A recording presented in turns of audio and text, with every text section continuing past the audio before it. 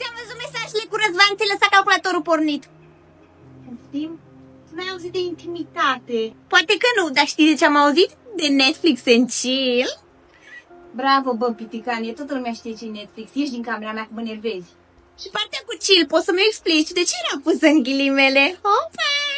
Înseamnă să te relaxezi, învață engleză, cartofi putreziți ce e. Și chestia aia ce te întreba Răzvan cu să cumpăr eu ce înseamnă?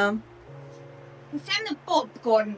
Nu cred. Eu cred că cumperi înainte să primești tu În ce limbă să spun că nu-i treaba ta? Nu-i treaba mea, dar e treaba lui mama. Ups! Să nu cumva să îndrăznești. Vreau să-mi cumperi un nou popit. Ia bani și cumpără scăcatul ăla. Și mai vreau să mă duc și cu mașina ca să-l cumpăr. Ți-am dat deja banii, ți-ajunge. Nu? Ma...